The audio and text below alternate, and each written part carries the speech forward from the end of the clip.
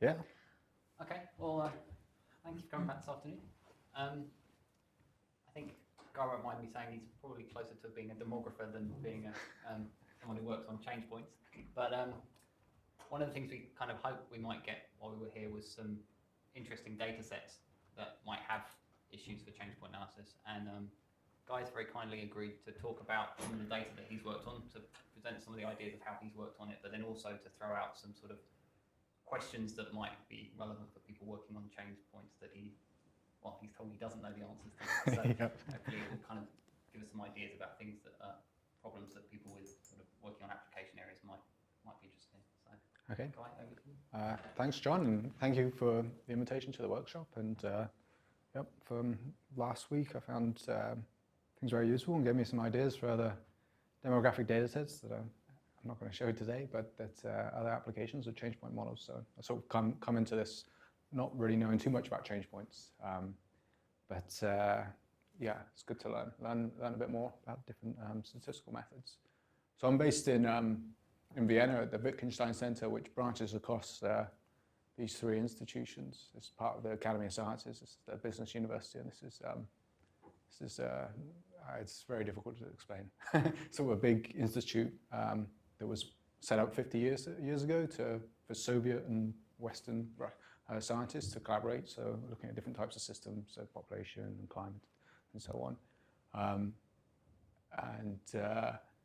Yeah, so I'm based there and sort of work a lot on estimating global migration flows, and now starting to look at different time series methods for forecasting population. So the talk today is sort of split in two. So the first half is on this title. Sort of came into this thinking about volatility models for migration. And then the second half is on fertility data and trying to forecast fertility for all countries in the world, which I think is a change point problem, but I mean, the sort of UN have their model that they sort of acknowledge as change points, but it's all deterministic rather than having any sort of model to identify the change points. So yeah, I start with the migration, where I realized I did actually use a change point model without knowing it until I met John at JSM, and then I thought, actually, I think I've used the change point model here. So I was really coming at a volatility angle. So yeah, what are the motivations sort of for exploring volatility in migration flows? Firstly, that sort of migration is a really important driver of demographic growth in developed countries. Sort of fertility and mortality are stable. So it's very easy to forecast fertility and mortality, or if you get your fertility forecast wrong a little, it doesn't have too big a consequence on the overall population size. If you get your migration forecast wrong by a little bit, by a little percentage, then it can have a large effect on the overall population size.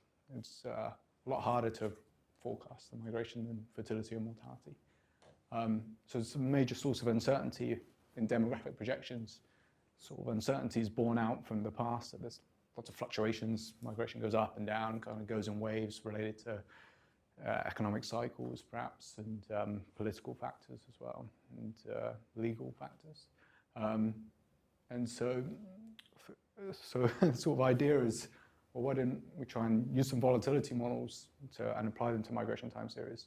In fact, it's a sort of limited area that usually sort of national statistics institutes, when they forecast populations, they need to set their assumptions on mortality, fertility, and migration. Usually on migration, they, rather than use a stochastic model, they tend to use just some assumption. So for example, in the UK, the Office of National Statistics has a committee of 5 or 6 demographic experts, and they will say, well, we think net migration is going to be, to 300,000 for the continuing future for the next 50 years. They don't use any sort of time series methods, so it's all determined. And you kind of get some funny things going on where sort of the level that it's determined perhaps is tweaked towards, so the population ends up lower than sort of what politicians want it to be, or just as the politicians want it to be, rather than a more realistic assumption that you might get from a time series model or any kind of model.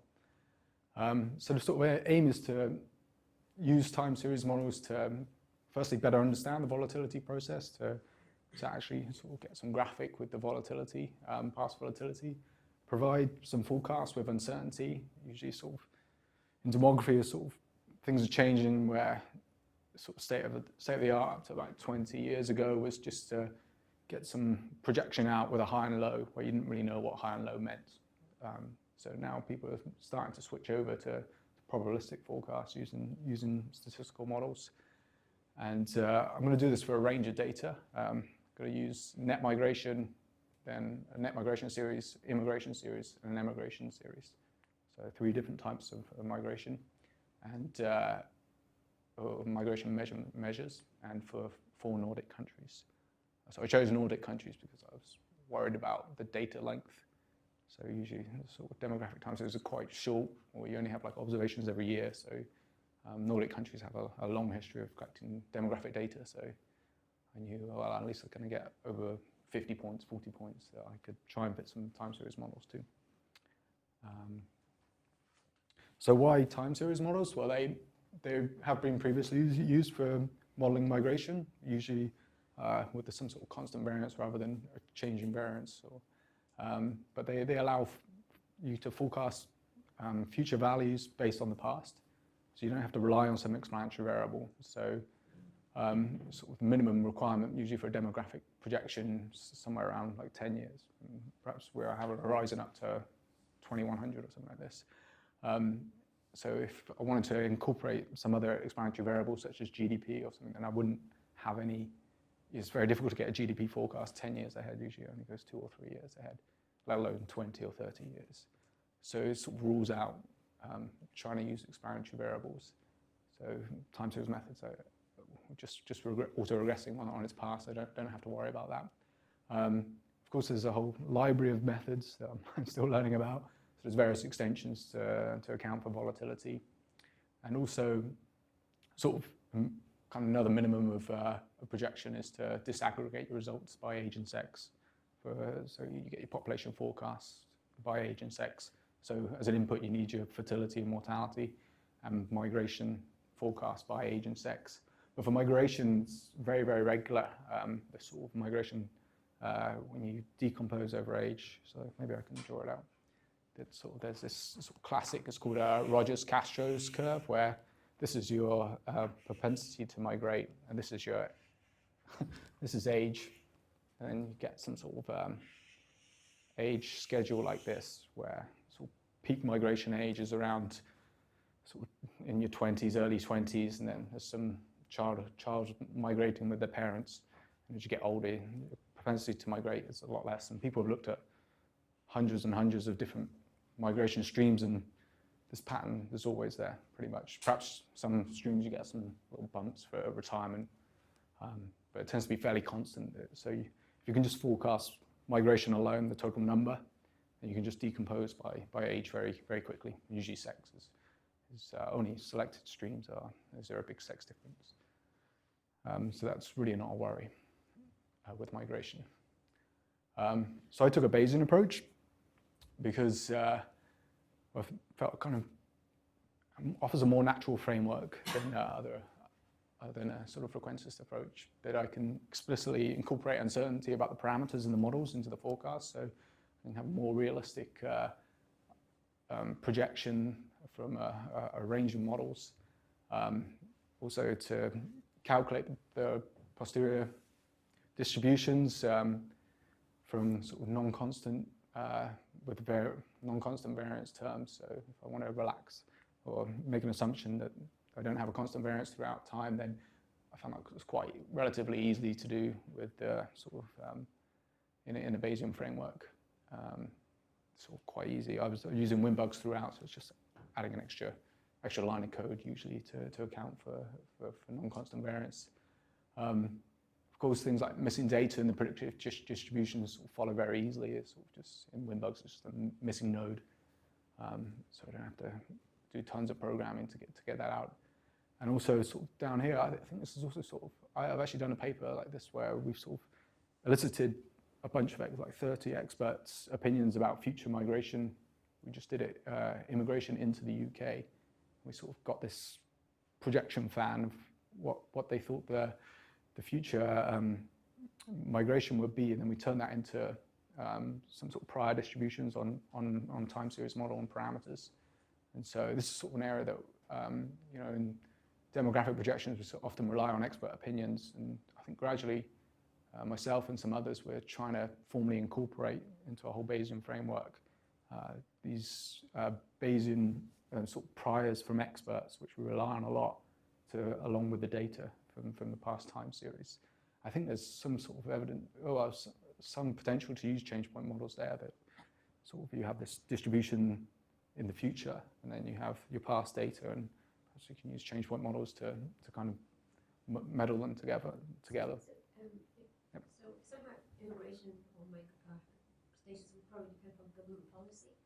And so when you have the experts over there, are you going to sort of run different scenarios with if one policy was this way, one policy was this way, one policy was this way, put priors on it, and then see kind of how it's... Yeah, I'm not going to do it here, but I've worked on that before, and so you sort of go through this Delphi type question method. So you ask a couple of rounds, you show the experts their results, sort of say, so you have a questionnaire saying, what do you think the future migration will be in 2030 if they have this policy, for example, or if this policy isn't implemented, what is the counterfactual, and what's the uncertainty with that, and then you can get back and forth, yeah.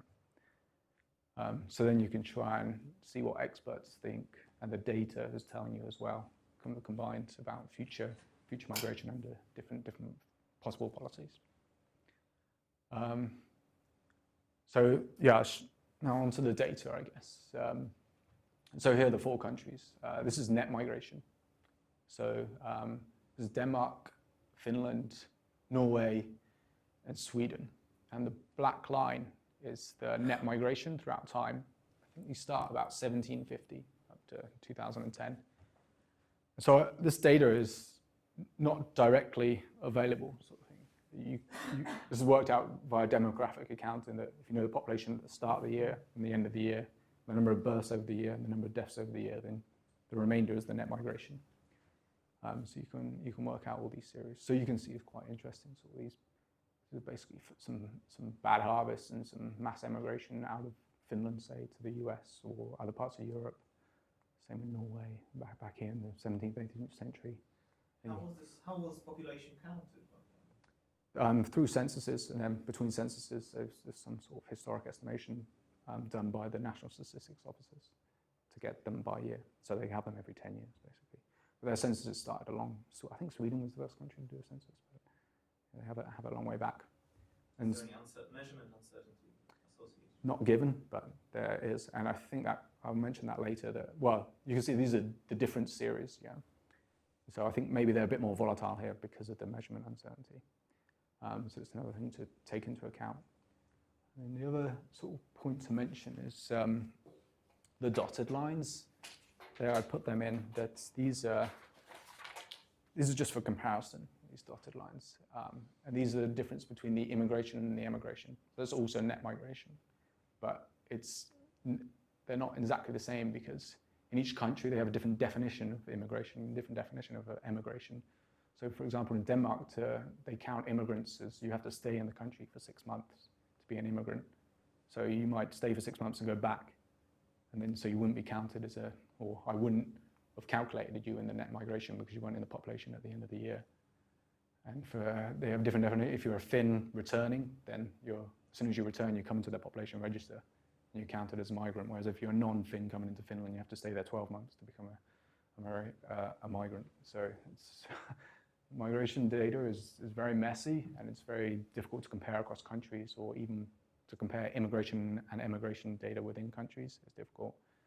And pretty much no country in the world has a full demographic account where they have their immigration and emigration plus the births and the deaths to add up to the population. What's the reason that the Danish data started 1910 or something, and the other Nordic countries started? I'm not sure. I just went to their National Statistics Office's websites and got the data, and that was as far as they went back.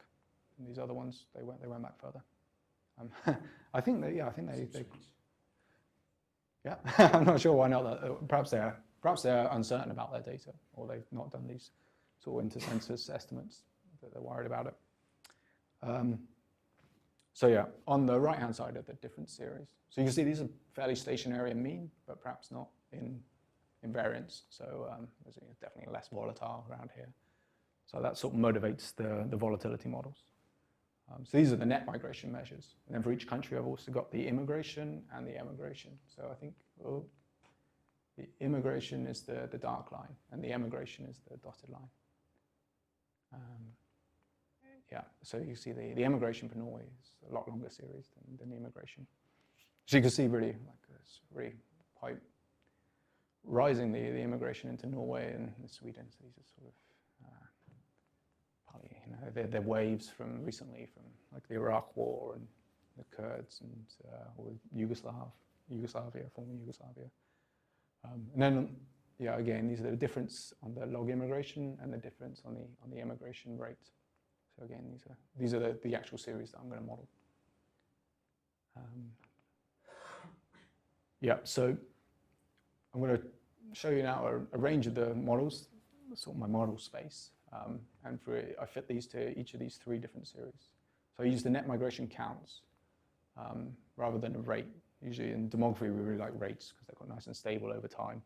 You can compare them across countries. But for net migration, that's a big problem because you don't really know what the denominator is for a net migration because it's not really the population in the country. It's also reliant on the population of the rest of the world. So sort of people prefer to use counts. Well, people prefer not to use net migration because if you use net migration in a demographic projection model, then lots of papers showing that it brings in bias and lots of problems that you wouldn't get if you used immigration and emigration if you decomposed the net migration. So then I use the net migration count. I use the logarithm of the immigration count to ensure it's positive. Again, you don't really know the rate. The denominator for the immigration count is the rest of the world, the potential pool of people that could come in. So rather than have that, I just model on the count. And then the emigration rate, so I know the population in the country, so I can work out the rate. And I fit some sort of standard P, go from 0 to 8, so these are just autoregressive models. I don't constrict anything to be stationary, so these are my autoregressive parameters, and this is inverse gamma on the variance term. So this has no T subscript because it's constant across time. I fit some stochastic volatility models where I then add this T subscript. And then I say for the volatility process, so the log of the variance is AR1 centered. I have my inverse gamma prior on the sort of average volatility across time, and then I restrict the coefficient to be between -1 and 1 for the volatility process. And this is like hyper prior on the variance of the volatility. And then my let's say change point model is pretty much as I am now calling it is again. Got P going from 0 to 8, so for the mean term, I have a range of models. And the variance is from this McCulloch-Say paper, but I adapted it a little for the priors, so they could be more comparable to the previous models. So here the variance is equal to the last year's variance, or it's scaled by beta, or the exponential of beta. So it's either, and this is dependent on this delta t, which is time dependent, and delta t is this sort of 0, 1, with probability of a shift well, what does that beta do? 1 in 100 chance of a shift as a prior. So the variance is sort of always set to last year, but then if delta might switch to 1, so it indicates that there's a change in the variance, and then it inflates by beta. Yep. This is a conditional distribution, isn't it? So it's YT condition on the past. Yeah. And Yeah. because I see this all the way through, is this a typo J equals 0? No, this is in the mean process. So that could be 0, so that's 0, so that's 0. So this is all 0. So then is it independent normal with? No, this I understand, but is J equal 1? You can have J is 0 there, yeah.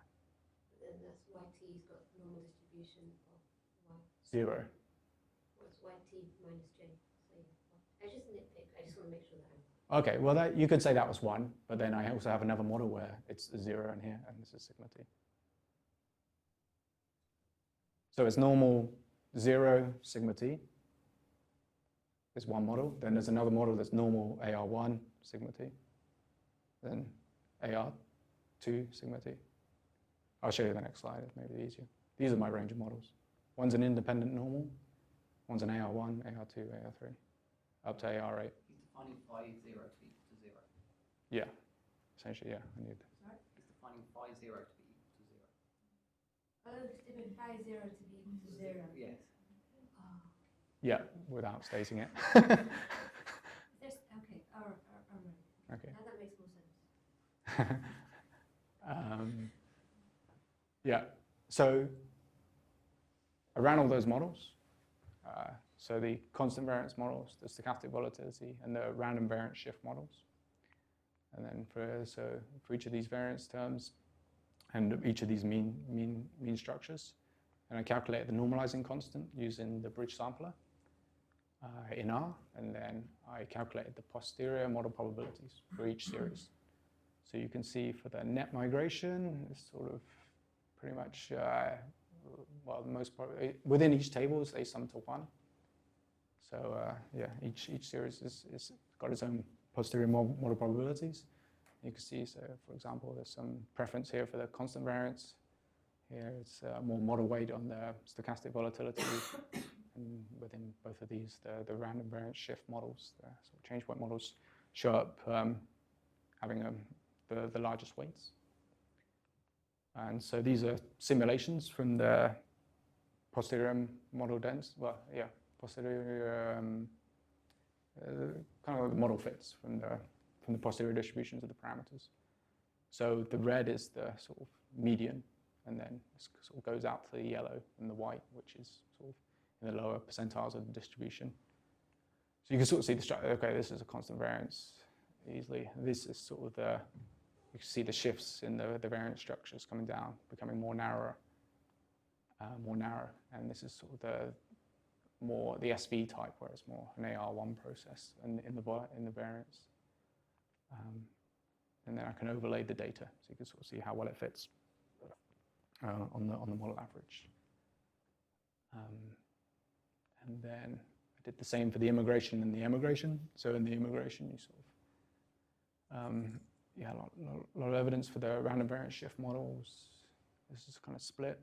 This is more on the RV models, and this is more on the constant variance models. And then for the emigration, all are random variance shift models, essentially. So on the top here, I've got the immigration, on the bottom, the emigration. So you can here see this is a constant variance model, this is a random variance shift model. And overlay the data. So you can see they're sort of fitting quite well to the data, the different series and adapting, and even in this sort of shorter periods, well, even more recent periods, you can see sort of volatility is expanding in Norway for the emigration, for example. And these are the volatility processes.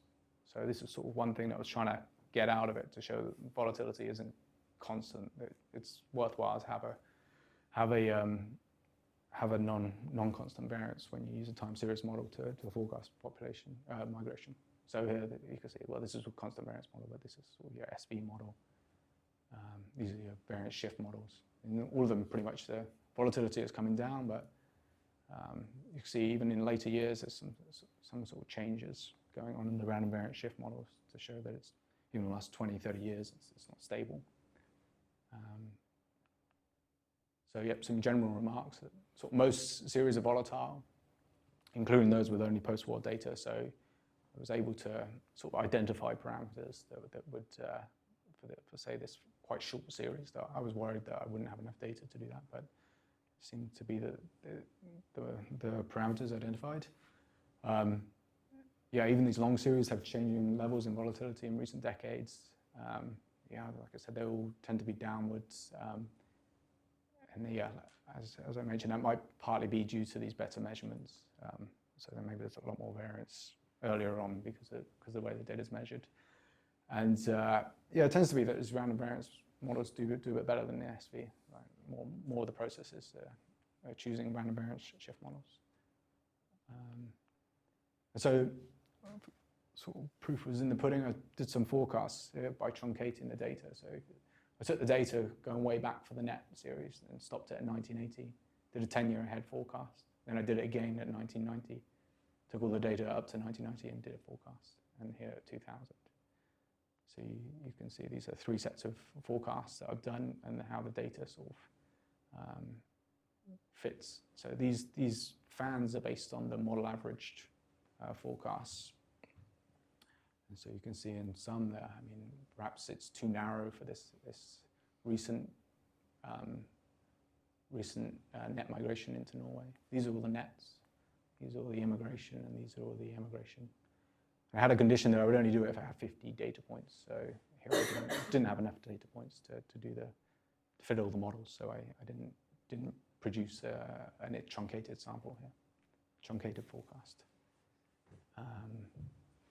So I was quite happy with these because, for example, say immigration into Sweden, the fan looks really big, and if you show that to a policymaker, they'll probably say that's way too big. But then when you look at how it's done before, it's going even into up into the 85th percentile of the forecasted distribution. So it's not actually too unreasonable. So I mean, there's a few cases where perhaps it's too narrow here and here, like I mentioned. But overall, I was quite happy the way the random variance shift models performed or how the whole model space performed. So some general remarks that the model average forecast provided did a reasonable job, and that's all.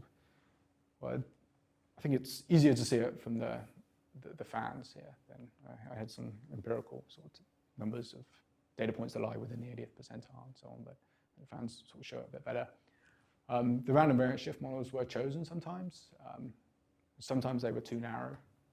However, as I'll show you next, that if I drop the random variance shift models, just left it up to the constant variance and the stochastic volatility models, then things were really impractical. So this is just without the random variance shift models. I recalculated the posterior model probabilities. Could I ask a question? Yep.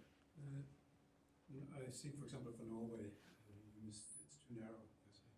If you start in year 2000. I'll go back to, oh, geez. Yeah. Can one expect that the immigration pattern is the same in the last decade as it was before year 2000? No, because things change. But I mean, that's always a difficult with migration. There's always going to be a policy change in the future that you could do. So, I mean, that sort of drives the motivation for expert opinion and bringing that in. I mean, they can foresee that. Or, for example, in Norway, that they know oil's going to run out. So yeah, because your forecast is always in the upper range of your fan. Yeah, yeah. And I kind of think that's, yeah, well, that's true, that it goes out of the upper range. And it's very difficult to get anything too well calibrated. I mean, maybe there's a better model out there that could do it, for sure. So, yeah, this was dropping the random variance shift model. So this is just model averaging over the constant variance and the stochastic volatility. So you can see for Norway, it's the fans are very big then. There's a lot of uncertainty. And so that's a lot more difficult to sell that sort of forecast to a policymaker, to show massive fans and then always end up sort of within the 60th or 40th percentile. And then this was sort of just with the constant variance. So this is sort of what people have pretty much done before when they fitted time series models, and perhaps why they don't use them too much, because without any sort of adaptation for changing variance, then things get really wide. So I mean, one thing that some people might do is cut the data short somewhere, say, oh, we only use post-war data. But then you have to think about, where do I actually cut that data? It becomes a lot more awkward and messy. Whereas with the volatility models, you don't have that problem. So just a summary then on this sort of first half, that the model average results suggested having a time varying variance. Sort of models were quite well calibrated. Even when it's controlled for, there's some sort of evidence that models with longer than one lag exist. So that's quite a bit of a finding, that sort of demographers, if we do use a time series model, we just tend to use an AR1 or a random walk with drift. We never usually look at an AR2, but some of these were having quite high posterior model probabilities on AR2 and AR3. The random variance shift models do a reasonable job and on providing some sort of realistic uncertainty levels without being too large. Whereas if I had the constant variance in the SV models, things became large. Yeah. So then this is how I did everything in bugs. Create the models for bugs using this TS bugs package. So you could just write, I want a random variance shift model with AR2 in the mean and this prior, and it will create the bug script for you. So you don't have to bother going into bugs at all. You can then run bugs from R.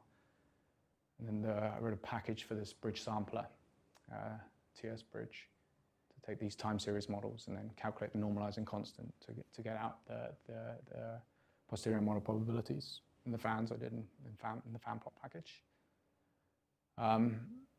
Yeah, so that's about it on the migration. I just spent a little bit of time talking about the fertility problem as it is, or the fertility data. So kind of idea and motivation is to forecast fertility for all countries.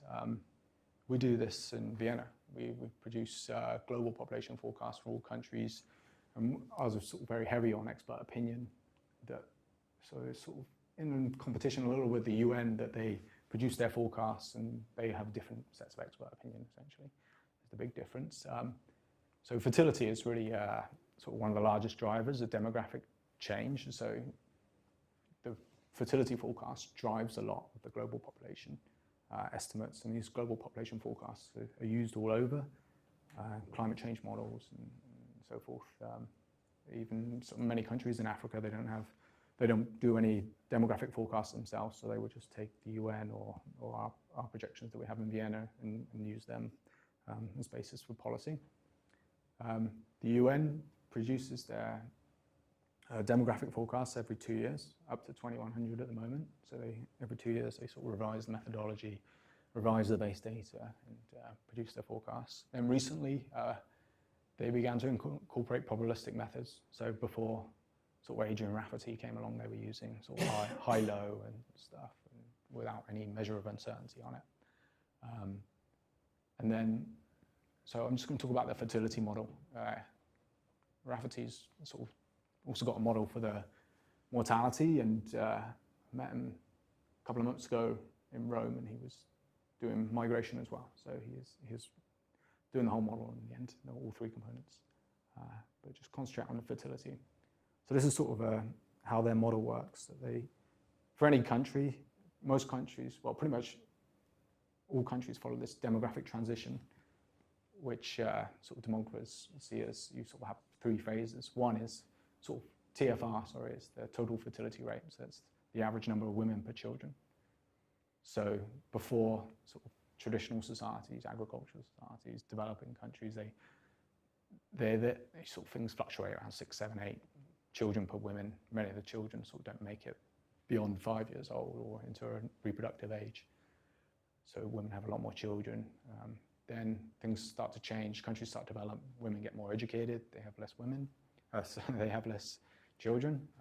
So then fertility rates start to fall for, a whole number of factors. It's very, very well studied on why fertility falls and where it falls. Sort of contraception use as well. And then it gets to a phase where countries become developed and it fluctuates. Well, some say around 2, but in some European countries it's sort of gone down, then it's gone back up again a little bit. There's a little bit of a kick, but things go up and then fluctuate around, between 1 and 3 essentially. So many European countries it's been going on for quite a while. So the UN sort of defined these phases in a deterministic manner. There's no change point model there. And so the phase will start phase 2, they're not too worried about. They just say it's within a maximum. I don't quite understand this, and they don't really define it mathematically. They just say it's within 0.5 of the global maximum. The start of the phase 3 also, they do define mathematically. So here they say that the fertility in country C at time t has to increase, and it has to have 2 consecutive increases, and those consecutive increases have to be below 2. If we go back here, then it's sort of like you've got 1 increase and 2 increase. I think this graph is wrong, but this is the one they give in the paper. But I've written to the author saying that line should be there because it needs to be 2 increases below 2, and then that should be the start of the phase. So, well, I think some other fertility experts that I work with, we sort of have a problem with this because it seems here you're already in a low fertility state. The transition's finished, and so things happen here. There's another problem with this model as well, that this might be the case for a European country, but for sort of East Asia countries that have low fertility, they don't really see this kick back up that European countries have seen. So I'll show you an example of that. Oh well, first I'll show you how they model the decline. So they have a separate model, one for phase 2 and one for phase 3. So for the decline phase, they have this, the fertility is equal in next period is equal to this period minus the decline plus an error. And the decline is essentially 2 logistic curves put together. I'll just go forward and show you how that works. So this is got its 5 parameters. D controls the height. These deltas control these different parts of the curves. And this is sort of the decrease, the drop in the fertility. So usually the drop comes fast and it slows down, and then it sort of slows down here. So you can see for India, sort of, these are the observed data points, and they've fitted a curve to it. Mozambique and Zimbabwe, and it adapts quite well to all these different shapes of the falls in the fertility rates. And then, so they have that for the very complicated model for the decline. For the post-decline, they have just a simple AR1. Well, sorry, I should say all the priors here. This is all done Bayesian hierarchical model where, so sort of sharing information across countries. For each of these parameters, the priors are sort of hierarchical. And then, yeah, in the phase 3, they have a simple sort of hierarchical AR1 model where mu and phi are sort of priors are based on the global, and then you can have some sort of like random effect, effectively, and a random slope. So I'll show you how these phase 2 works. So this is sort of their classic example that they like to give. So these are the observed points for Burkina Faso. These are the sort of fitted curve for Burkina Faso. These are phase 1 data, sorry, so that's before the decline. So they don't consider them because, of course, they have a different variance, different structure, different things going on. And so the idea is that we'll continue along this trajectory for the future. So that's the median, and then these are the grey lines are like just random simulations from the MCMC. Do you have an issue of trying to average curves which are not exactly well aligned in terms of their peaks? Is this an issue?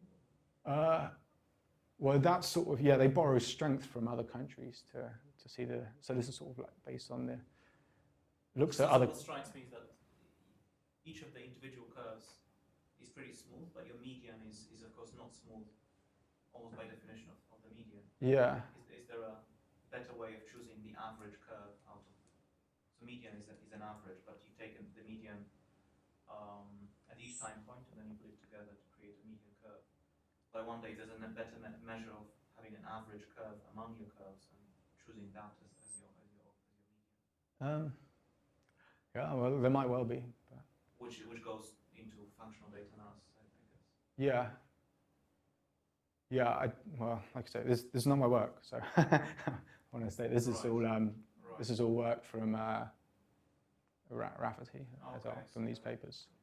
So I'm just presenting this to show the problem really of setting these phases and trying to think of different ways to define these phases. I've even found that this whole model is way too complicated. I mean, you can model this decline. You don't need a big decline curve and all these parameters in a big hierarchical Bayesian model that takes weeks to run. You could just have the lag and fit it in some type of multi-level model. I've done that, and it seems to forecast just as well. So, I mean, another problem here, right? That's Burkina Faso, so that looks fine. Here's Singapore. Here you have your phase 2 data. So these are not all inside. These are phase 3 data, so they're in the AR1 part of the model. but it doesn't fit very well for these, for developed countries that have seen rapid falls in fertility. And it also doesn't fit well for developed countries. This is France, so you see they have a lot of observations outside the sort of posterior distribution of the phase 2 model. So all these black points should ideally be somewhere in here, but they're not. And Hungary, again, hardly anything's in there.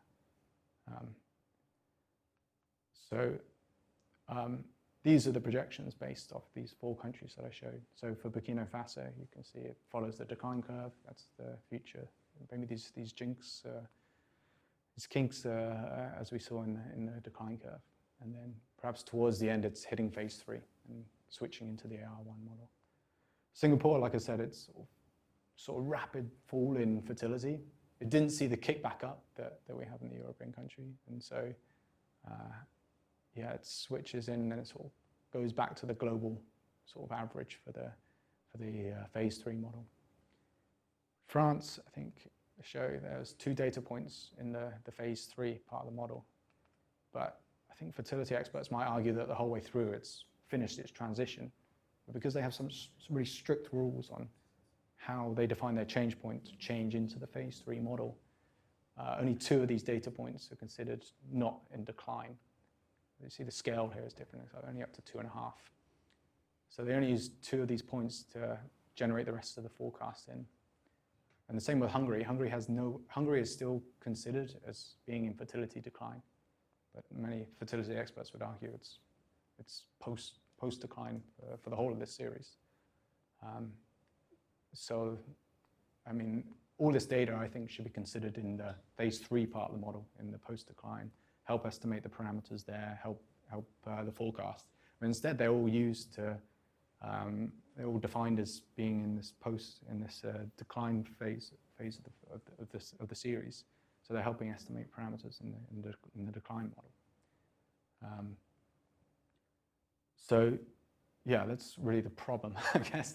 So every country is either in decline or post-decline, and a large majority of the global population is going to either it's in this phase 3 part of the model, or it's going to be very soon, even by their strict rules. So China's there. China's next data point will be part of phase 3.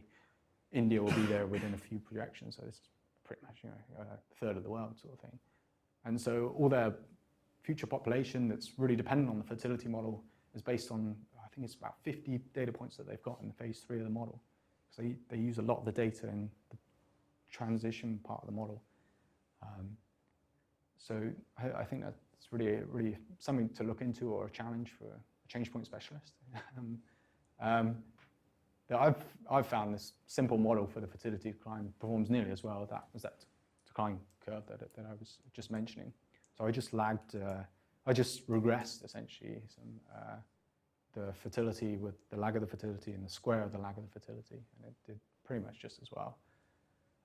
So the sort of idea is to try and find a model that identifies change points. I know that it's maximum 2, but there's only 12 observations per country. So you go from each of these points are sort of 5-year averages. So the first one is for between 50 and 55, and it's from 55 to 60 and so on. So very short series, sort of in this panel data. And well, I strongly suspect that if you can identify more post-decline observations more accurately, I mean, fertility guys in my office sort of say, well, Hungary is declined, so these observations should all be in a different part of the model, then it's likely to produce more realistic, more accurate forecasts. And that's it.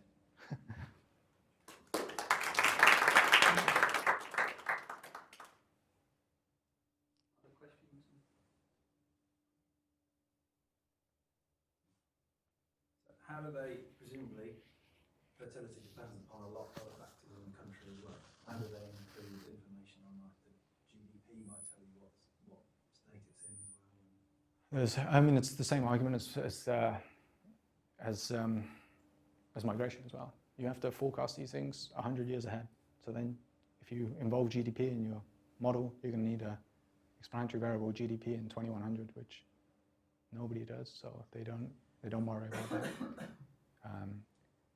do you include something for whether it's a religious country, so if it's a Christian country, presumably they might have higher fertility?